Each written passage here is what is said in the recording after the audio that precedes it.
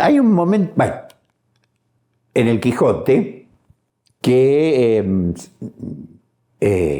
don Alonso Quijano, Don Quijote, no me acuerdo cómo, pero mencionan a San Martín de Tours, el que después sería, no, ya lo era, patrono de Buenos Aires, ¿no? Hablan de San Martín de Tours, conocido por, que era un caballero militar, originario de la Panonia, esto es la provincia romana de Hungría, bueno, pero famoso dentro de la hagiografía por haber encontrado un mendigo casi desnudo en su camino, sacarse su capa de soldado, partirla en dos con la espada y darle a este mendigo. Y ahí es cuando Don Quijote le dice a Sancho Panza, dice, Sancho, Martín de Tours era un hombre muy liberal. La palabra liberal aparece a lo largo de muchísimas veces dentro de Don Quijote. Por ejemplo, Dulcinea es una mujer muy liberal. Claro que si hoy se entendería de otra manera. O sea, la palabra liberal, tradicionalmente, en la Edad Media, en la mal llamada Edad Media, y durante muchos siglos, significó una persona libre de prejuicios, generosa, con la mano abierta, no con la mano cerrada.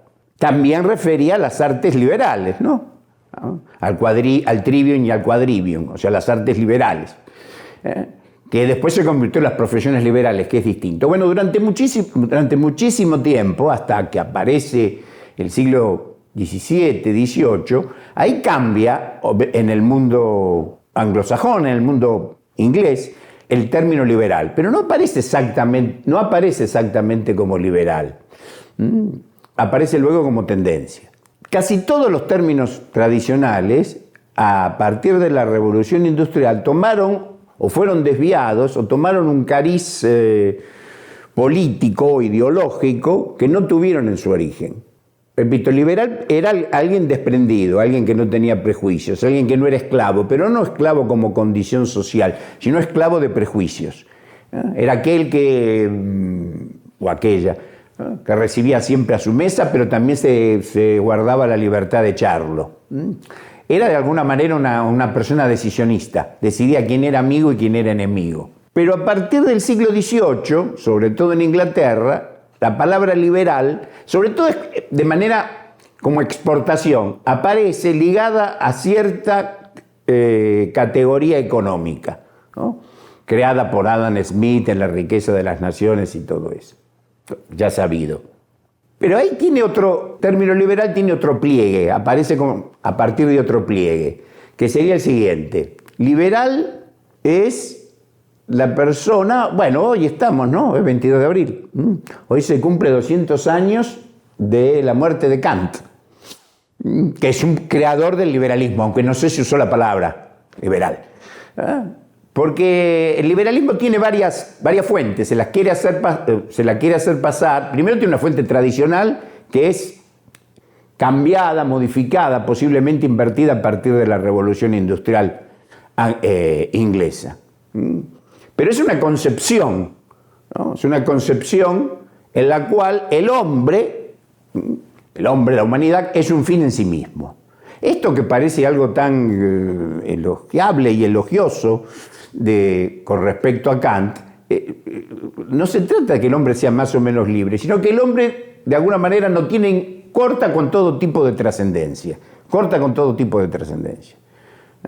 Entonces, esta preparación, de alguna forma, filosófica, que Kant, antes Spinoza, dan al término, o que después aquello que se va a exportar a determinados países como liberal, tiene esa concepción que, como en el fondo, como dice Carl Schmitt, siguiendo a Donoso Cortés, a su maestro Donoso Cortés, todos los términos políticos, todos los términos ideológicos contemporáneos son secularizaciones de términos teológicos.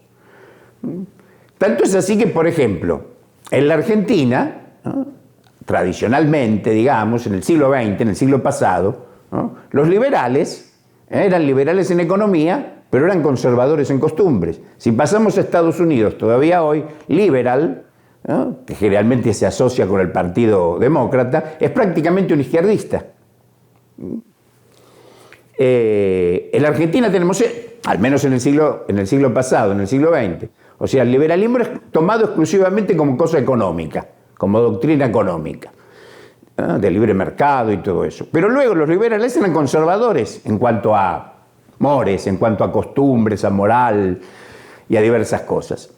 En rigor, para entender lo que es, o sea, desde nuestro punto de vista, el liberal, como tantas otras cosas, no puede ser entendido si no es dentro de una concepción teológica metafísica. El liberalismo simula, como hemos dicho muchas veces, simula, ¿no?, aunque a muchos de sus propagadores no se den cuenta o no quieran darse cuenta, reducirse exclusivamente a una teoría económica, ¿no?, creada por Adam Smith, David Ricardo y diferentes escuelas, ¿no?, que habla de la propiedad privada, de la libre empresa, la libertad de mercado, la mano anónima y todo eso, las no restricciones y todo eso. Pero en realidad, el liberalismo, como casi todos los términos políticos, oculta, guarda una concepción teológica, en todo caso secularizada, a vuelta del siglo, que es esta idea o este concepto, en parte formulado por Kant, de que el hombre es un fin en sí mismo. O sea, no tiene ningún tipo de trascendencia, no guarda ningún tipo de historicidad, no guarda ningún tipo de tradición, ¿no?, sino que se hace de alguna manera, a sí mismo.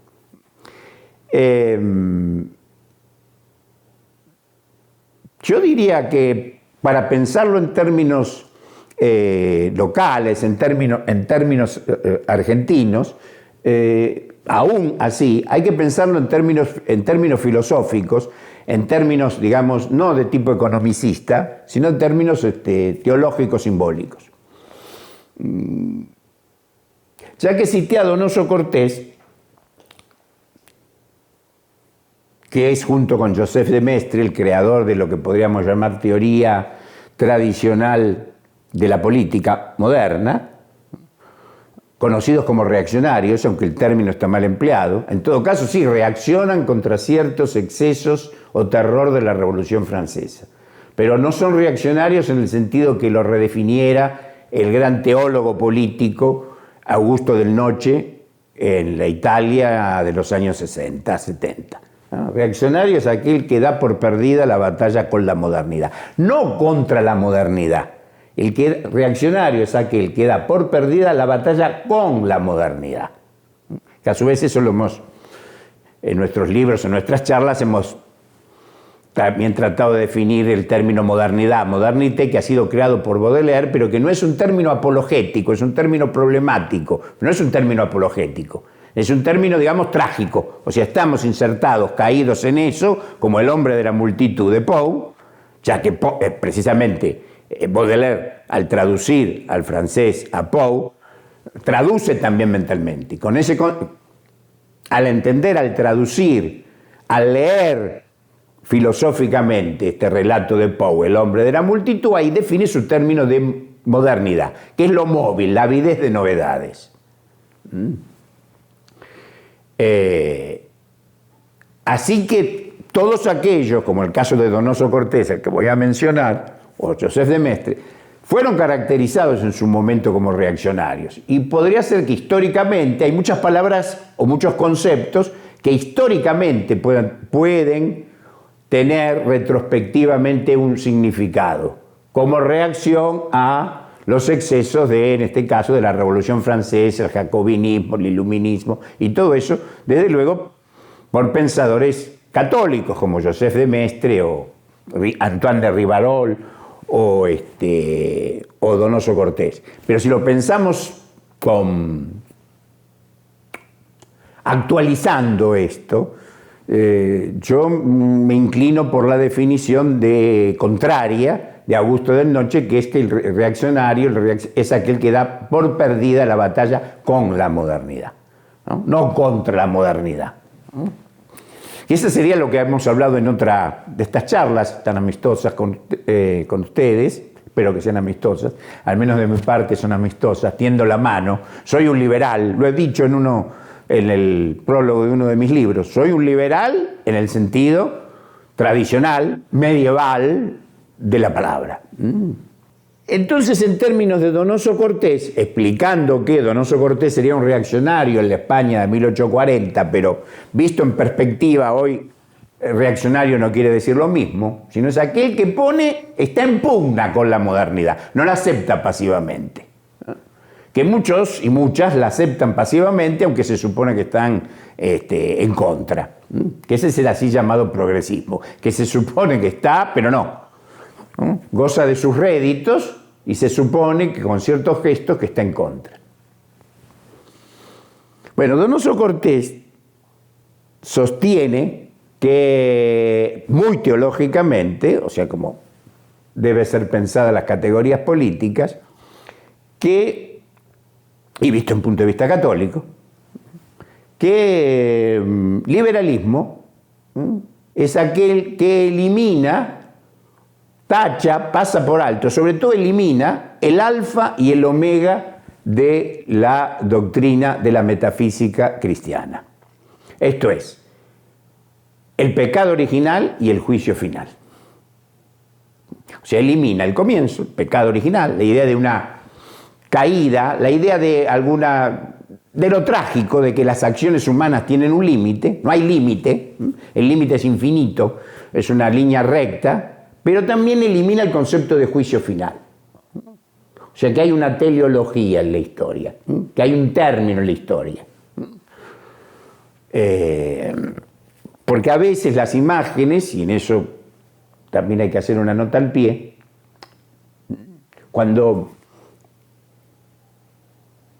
como vivimos ya desde hace 2 siglos en la época de la imagen, entonces el juicio final uno imagina un banquillo o jueces con un martillo y peluca según los casos, ¿no? Una cosa sub-Kafka. Cuando estamos diciendo el juicio final es otra cosa, no hay que circunscribirlo a una puesta en escena fotográfica o cinematográfica de eso. Entonces, para Donoso Cortés elimina el pecado original, la idea de lo trágico del hombre, que el hombre, el ser humano, la humanidad, el Homo sapiens, viene con algún tipo de limitación y que tiene que aceptar esa limitación y que la historia tiende hacia un fin. Por eso, para Donoso Cortés, el liberalismo suspende el juicio continuamente, es una suspensión del juicio. Por eso no puede tomar ningún tipo de decisión. Todas las decisiones que toma, en todo caso, las decisiones que toma, aparentemente, son posponer ese juicio final, posponer la causa última.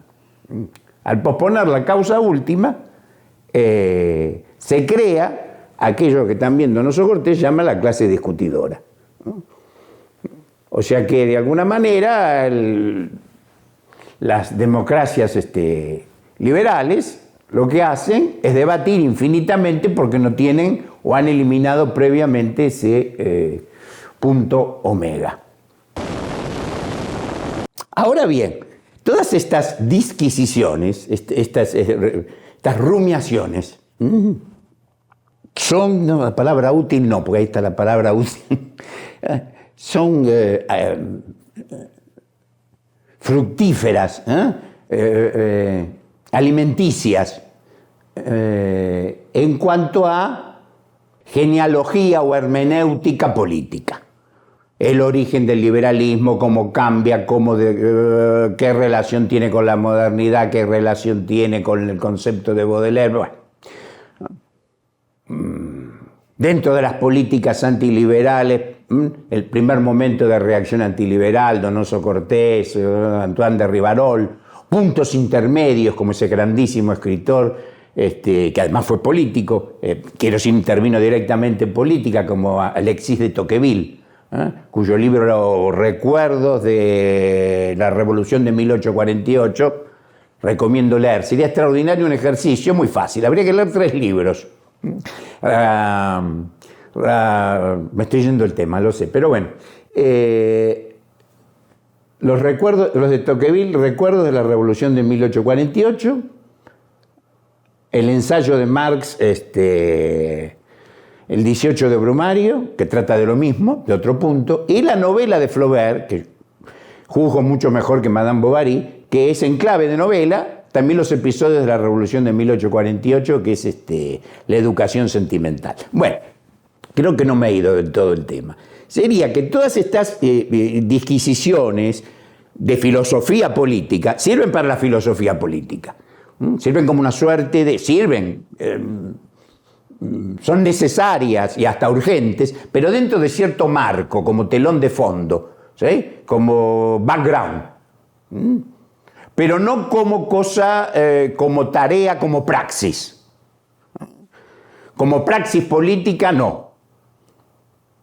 Diría que entre la filosofía política y la política, cada vez más, año tras año, sobre todo en estos últimos 2 o 3 años, por esta guerra mundial que estamos viviendo, que no se quiere aceptar como tal, y es una tercera guerra mundial, no soy el primero en decirlo, y mejor así porque no me gusta la soledad, al menos para este tipo de cosas.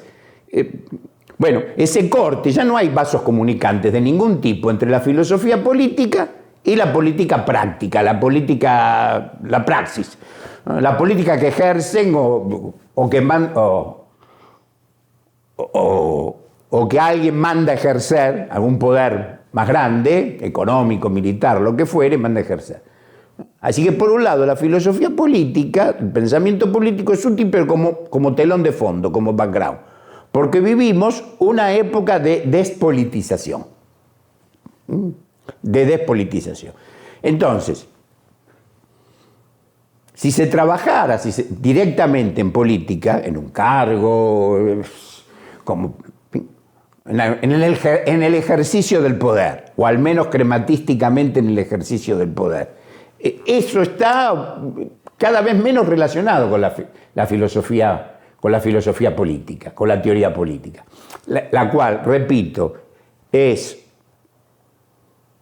cada vez más urgente de conocerla, pero parte de ese conocimiento es comprender, aún trágicamente, esto es aunque no nos guste, ¿no? Como esos jarabes que nos daba, bueno, al menos en mi caso, por mi edad, me daba a tomar mi abuela, ¿no? Que era un asco, pero que verdaderamente había que tragarlo, ¿no? Y entonces hay que aceptar esto, que si bien la filosofía política, el pensamiento político, la historia política, la genealogía política, ni hablar de la historia en general, es más que necesaria, hacerse cargo, que me gusta más que asumir, hacerse cargo que ya tiene ninguna relación con la política práctica. Porque la política práctica, en el hacer político, en la decisión o en la indecisión política, porque no tomar una decisión es tomar una decisión, en los últimos acontecimientos de los últimos 5 o 6 años,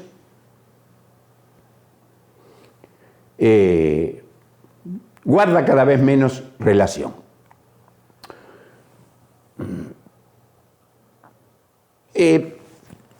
¿Por qué? A ver. Una de las falacias, como dijo y repitió tantas veces Mircea Eliade y otros pensadores, pero Mircea Eliade, por lo que me ha influido a mí, por la calidad, en fin, nuestra época sigue siendo religiosa.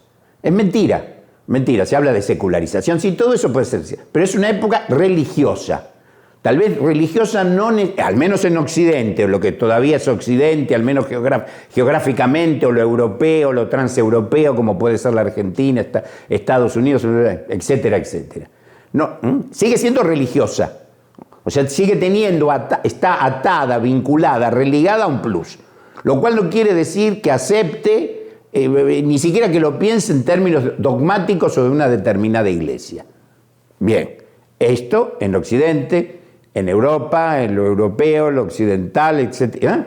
Aún con lo occidental americano, Estados Unidos, Argentina y algún otro país, donde la cultura europea es, para bien o para mal, predominante. Y sigue siendo predominante aún en su caída, como diría el tango. Pero del otro lado, y ahí sí pues del otro lado, no es maniqueo, sino que del otro lado geométrico, geográfico, ¿sí? Ahí nunca se cortó la brecha política, religión, en el sentido estricto. Rusia, China, el Islam e Israel siguen viviendo políticamente. Entonces, nosotros, ¿no?, como europeos o europeos transatlánticos, es como que no nos queremos dar cuenta, pienso eso, no nos queremos dar cuenta de que estamos siendo como... Pensamos que todavía somos protagonistas de la historia y ni siquiera somos colados. La estamos viendo por un agujerito en el telón del teatro. Ni siquiera, no hemos sido invitados, pero peor aún, no solo no hemos sido invitados, sino que ni siquiera nos podemos colar a eso, ¿no? Porque la Occidente. Esto es Estados Unidos y su mesa de entradas, su escribanía, que es la OTAN, ¿no?, y todo el mundo del Oriente, aunque pelee entre sí, como en este momento y de hace tiempo el mundo musulmán y el mundo israelí, el mundo judío. Pero aún así, ahí se sigue desarrollando la política en sentido tradicional, en sentido, para nada desligada, lo político, la decisión política, la praxis política, de todo transexistencial. Todo transexistencial. Rusia, el Islam, Israel, viven bélicamente, o están viviendo estos acontecimientos, bélicamente en un sentido de transexistencial. No es solamente por territorio, desde luego que el territorio es una causa material, sino por su existencia, pero no su existencia vital, ¿no?, sino por su ser. Y China, no lo vemos bélicamente, yo supongo que entrará, digamos que, puedo decirlo de esta manera, no sé, si yo viviera en Taiwán ya estaría haciendo las valijas. Salvo que me gusta, que quisiera permanecer como taiwanés. Así que esa es la dolorosa, trágica diferencia que nos cuesta. Voy a incluirme en el nosotros en este caso, pues si no soy un fariseo, ustedes, los pecadores, así que si bien estoy diciendo lo contrario, voy a sumarme a esto. Creo que no estamos entendiendo eso. Pensamos que somos actores, no somos ni siquiera partiquinos. Entonces, se nos diría, entonces es Estados Unidos, más su mesa de entrada, su escribanía llamada la OTAN, la que ejerce la política, lo único que ejerce la política en relación a estos 4 potencias orientales, China, Islam, Israel, Rusia. No, porque Estados Unidos es solamente es una potencia en sentido militar, industrial y político, pero en el sentido práctico.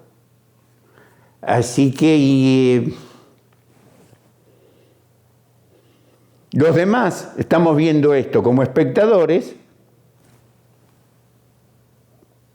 pero no es solamente que no es que no sabemos, sino que llegado el caso es fácil decir para qué lado nos inclinaríamos o qué lado nos traería. Estoy hablando ahora como argentino, podría hablar como latinoamericano en general, como sudamericano. ¿Por qué no? Podría hablar también como latino católico, sí, ¿por qué no? Si lo soy. Incluyendo el europeo, ¿no? España, Portugal, Francia, cuando a veces quiere ser latina, no se decide mucho. Francia, desde Carlomagno, que no se decide mucho si ser latina o germánica. Italia, desde luego. lo mediterráneo. Nosotros estamos en la posición más jodida, más complicada. Si entendemos esto y si yo, o esta postura que sostengo y que sostienen otras personas por suerte, también,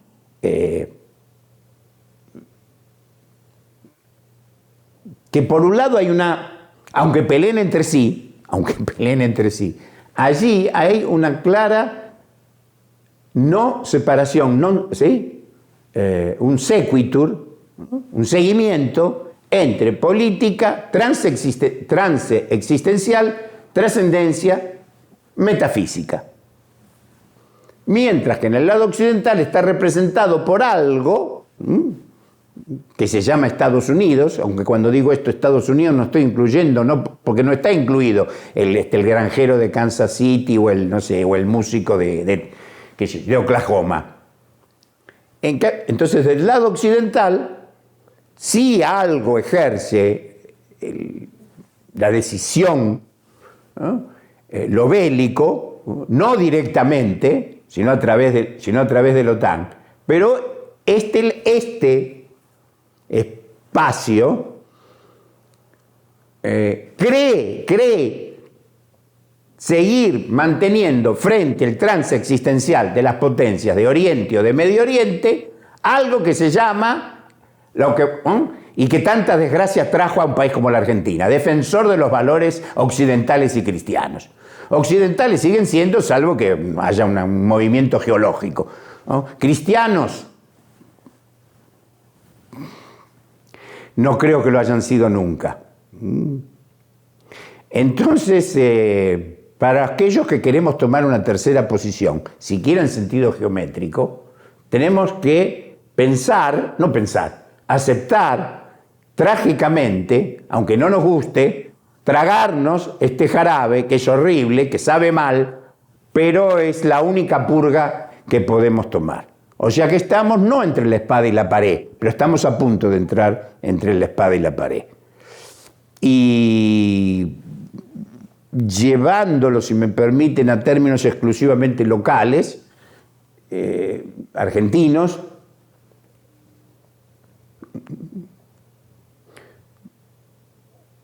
no es momento para la joda.